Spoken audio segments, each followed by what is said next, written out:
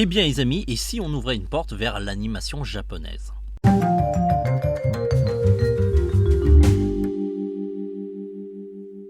Hello les amis, j'espère que vous allez bien. Nous revoilà pour une critique ciné autour d'un film d'animation de Makoto Shinkai, Suzume.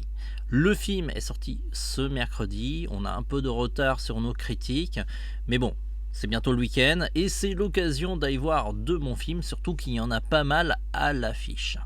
On a vu le film en projection presse et on va vous faire un retour rapide sans trop tourner autour du pot.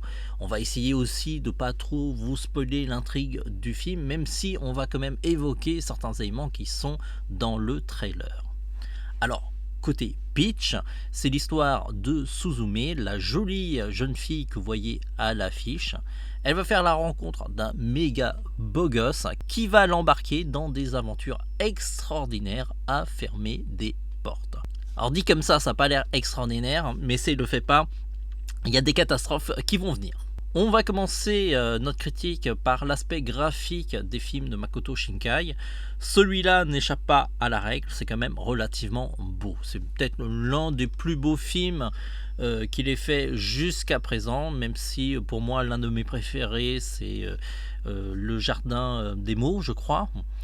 Et puis après il y a Your Name. J'étais moins convaincu par Les Enfants du Temps, sur lequel je trouvais qu'il faisait appel à des effets graphiques qui sont un petit peu expérimentales et pas forcément réussis. En plus l'histoire c'est un petit peu la même chose que Your Name, donc du coup le film m'a moins surpris. Celui-là est légèrement différent, même si il reprend certains thèmes de base comme les amourettes qui sont un petit peu superficielles et qui cochent un petit peu les cases. C'est pas vraiment ça qui fait le sel de ce film.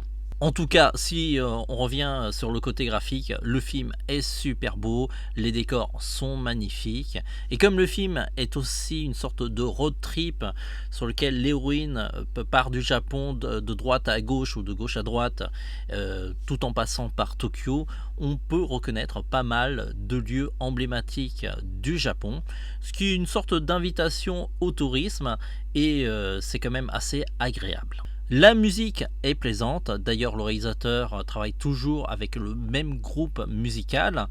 Je vous avoue qu'ils font à peu près toujours la même chose, donc ça devient assez rébarbatif pour moi. Il n'y a pas trop de surprises, mais heureusement dans le film il fait appel aussi à pas mal de musique de la culture populaire, et ça c'est beaucoup plus plaisant. D'ailleurs en parlant de cette musique, certaines musiques ont été déjà utilisées par exemple dans certains Ghibli, et si on parle de cela, eh bien c'est peut-être le film le plus Ghibli, le plus Hayao Miyazaki de la carrière de Makoto Shinkai. Il y a pas mal de choses qui s'y rattachent. Par exemple, il y a un petit côté château ambulant, ou encore Kiki, ou le voyage de Chihiro. Il y a peut-être d'autres références, n'hésitez pas à me le dire en commentaire si j'en ai oublié. En tout cas, le film est très plaisant, et si on regarde les critiques Rotten Tomatoes, on peut voir que c'est plutôt bon, 95% et 99% pour les critiques publiques. Alors, mon avis va être assez proche de cette critique, je lui donnerai plutôt 4,5 sur 5. En sortie du film, j'étais assez enthousiaste, j'étais prêt à lui donner 5 sur 5. Mais voilà, j'ai laissé reposer un petit peu ce que j'ai pensé du film, et je pense qu'il mérite plutôt un 4,5 sur 5. Contrairement à Mario où j'étais très enthousiaste, 5 sur 5. Et ce 5 sur 5 est toujours au rendez-vous. En tout cas, voilà. Peut-être que je suis trop critique autour de ce film. N'hésitez pas à me le dire en commentaire. Alors, si on regarde aussi les résultats du box-office, il a fait 144 millions à l'international. Alors, j'ai pas les chiffres au Japon, ou peut-être que ces chiffres comprennent aussi le Japon.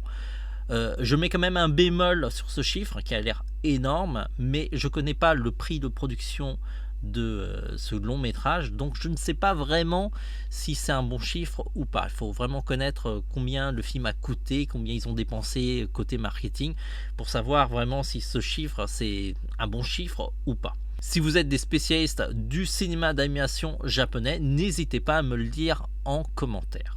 C'est un film qui s'adresse avant tout aux adolescents ou aux adultes.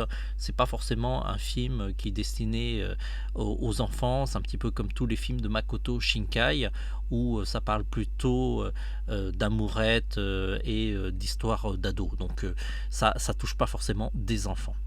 En tout cas, n'hésitez pas à me dire en commentaire ce que vous en avez pensé du film. C'est toujours intéressant d'avoir d'autres retours que le mien. Sur ce, les amis, on se dit à très vite pour une autre critique, celle de Donjons et Dragons, que j'ai aussi vue et que je vais publier sans doute aujourd'hui même.